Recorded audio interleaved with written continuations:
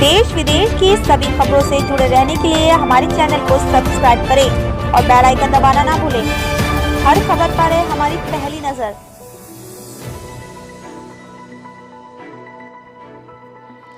नमस्कार, मैं प्रीति शर्मा और आप देख रहे हैं कॉर्पोरेट बुलेटिन न्यूज। खबर हल्द्वानी से है। हल्द्वानी जिलाधिकारी श्री सबिन बंसल के सफल हुए प्रयास। उनके द्वारा खनिज न्याय फाउंडेशन से लगभग 1 करोड़ की धनराशि से बेस चिकित्सालय में नवनिर्मित आईसीयू एसडीयू का किया जिलाधिकारी ने लोकार्पण। हल्द्वानी सोवन सिंह जीना बेस चिकित्सालय आम गरीब आदमी को बेहतर चिकित्सा सुविधाएं देने के लिए हाईटेक हो चुका है। जिलाधिकारी के प्रयासों से बेस चिकित्सालय में आईसीयू तथा एचडीयू स्थापित हो चुके हैं तथा इनमें आधुनिकतम उपकरण भी लगाए गए हैं। बेस चिकित्सालय के ऑपरेशन थिएटर भी आधुनिकतम उपकरणों से लैस किया गया है। बेस चिकित्सालय में 2 ऑपरेशन थिएटर संचालित हैं, जिनमें नई ऑपरेशन टेबल, ऑपरेशन लाइट व नए एसी लगाए गए हैं। इससे प्रतिदिन सैकड़ों की तादाद में आने वाले मरीजों को लाभ मिलेगा। आईसीयू सुविधा के लिए अब गरीबों को महंगे चिकित्सालयों का रुख नहीं करना पड़ेगा। श्री सबिन बंसल के प्रयासों से हल्द्वानी के बेस चिकित्सालय में 4 बेड का आईसीयू तथा 8 बेड का एसडीयू स्थापित किया गया है। बेस चिकित्सालय में आईसीयू के 4 bed, 4 ventilator, central oxygen supply, multi para monitor, suction machine, central line oxygen आपूर्ति, ABG machine, ECG machine, nebuliser machine लगाए गए हैं। बेस चिकित्सालय के चिकित्सकों एवं पैरामेडिकल स्टाफ को उपकरणों के संचालन का गहन प्रशिक्षण सुशीला तिवारी चिकित्सालय में दिलाया जा चुका है। बेस में आईसीयू तथा एसडीयू के स्थापित हो जाने से मरीजों को अन्यत्र कहीं बाहर चिकित्सालय में नहीं जाना पड़ेगा। लोकार्पण के उपरांत जिलाधिकारी ने operation theatre, medical ward, ortho ward व डायलिसिस यूनिट का निरीक्षण किया।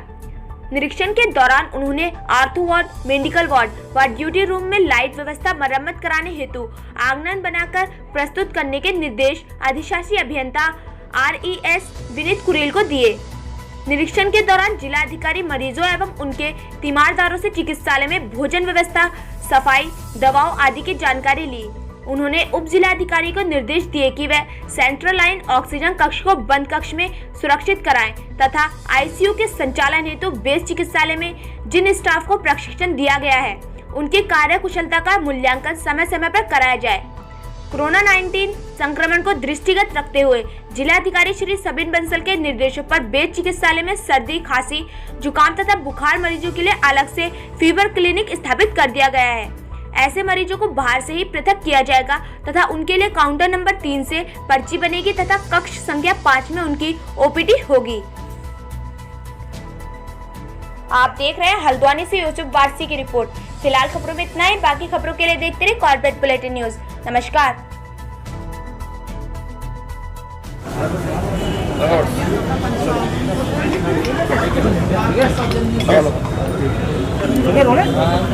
सर, आज आईसीयू यूनिट का आपने उद्घाटन किया है मेन का। स्वास्थ्य क्षेत्र में कितनी तेजी से हम और आगे बढ़ेंगे आने वाले समय में? देखिए, बेस हॉस्पिटल हमारा रेफरल सेंटर है पूरे कुमाऊं के डिस्ट्रिक्ट और बेस हॉस्पिटल्स जब क्षमता नहीं रखते तो तब हमारे पेशेंट को बेस हॉस्पिटल हल्द्वानी रेफ़र किया जाता है। अभी इसकी इम्पोर्टेंस इसलिए बढ़ गई है क्योंकि सुशीला तिवारी हॉस्पिटल हमारा कोविड हॉस्पिटल डिक्लेयर हुआ है। तो वहाँ पे जो हमारी अन्य सर्विसेज हैं, कैजुअलिटी है और अदर देन कोविड, चाहे हमारी फिजिशियन रिलेटेड हो, सर्जरीज हों, गायने हो, पेडिट्रिशियन, ऑर्थो या फिर जो ट्रॉमा सर्विसेज हैं वो सब हमारी बेस में शिफ्ट होने के आदेश हुए हैं। इसी कवायद को लेते हुए पिछले 3 महीने से हमारी टीम्स वर्क कर रही थी कि बेस को हम कैसे और बेहतर बनाएं, जिससे यहाँ पे डॉक्टर्स और स्टाफ तो आ जाएगा सुशीला तिवारी से, वो तो हमें उपलब्ध हो गया है, लेकिन यहाँ पे ओटीज़ और आईसीयू एसडीयू को डेवलप करना एक मेन चैलेंज था जो हमारी टीम्स ने बखूबी निभाया है।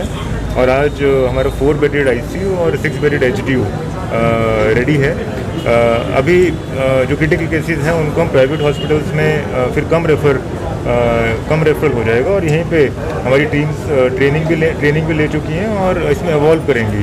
जैसे जैसे पेशेंट्स आएंगे उनको इलाज करेंगी, उनको सुविधा प्रदान करेंगी और इम्प्रूवमेंट्स का भी स्कोप रहेगा, तो जिससे और बेहतर ये बनता जाएगा। सर, डॉक्टर्स और टेक्निकल स्टाफ की हमारे पास पर्याप्त संख्या है? हमारे जो बेस के पैरामेडिक्स और डॉक्टर्स थे उनकी ट्रेनिंग हमने सुशीला तिवारी में संपन्न करवाई है इस क्रिटिकल सेंटर को रन करने के लिए। और शिशिरा तिवारी से भी हमको कुछ पैरामेडिक्स और डॉक्टर्स प्रदत्त किए गए हैं। उसका भी हमने एक रोस्टर बनवाया था और उस रोस्टर के तहत शिशिरा तिवारी से वो कंप्लायंस किया। सर अलॉन्ग विद बेस अस्पताल, क्या पहाड़ में भी इस तरीके की कोई सुविधा के लिए आपकी तरफ से कोई प्रयास किया गया, प्रपोजल भेजा गया? पहाड़ में हमारा जो बीडी पांडे हॉस्पिटल है नैनीताल, वहाँ पे भी हमने आईसीयू और जो अदर सर्विसेज थी, एक्सरे, अल्ट्रासाउंड, वो सब मॉडर्नाइज करवाई हैं। इससे पहले वही प्रोजेक्ट हमारा संपन्न हुआ था। और जो हमारी CHCs हैं, जहाँ पे हमारी लैब नहीं चल रही थी, जहाँ पे डेंटल चेयर्स नहीं थी, जहाँ पे एक्सरे मशीन्स नहीं थी, वहाँ पे 2 CHCs को फुली इक्विप कर दिया गया है। वो लास्ट मंथ गर्म पानी और बिदाल घाट का हमने इनाग्रेशन करवाया था। इसी कवायद को लेते हुए नैनीताल के जो अन्य रिमोट हमारे ओखलकांडा और धारी के भी CHCs हैं, उनको भी फुली इक्विप किया जाएगा। हालांकि जो ICU का कंसेप्ट है वो सिर्फ बेस हॉस्पिटल के लिए और डिस्ट्रिक्ट हॉस्पिटल के लिए ही रहेगा। Thank you. टेस्टिंग लैब की आप कहाँ तक पहुँचे? हमारे CHCs में टेस्टिंग लैब पहले बहुत चलती थी, लेकिन बीच में कुछ इश्यूज़ के कारण बंद हो गई थी। तो अभी हमने प्रथम फेज़ में बिताल घाट और गर्म पानी यहाँ पे हमने शुरू करवा दी है और डेली 100-150 लोगों की पैथोलॉजी जांचें हो रही हैं।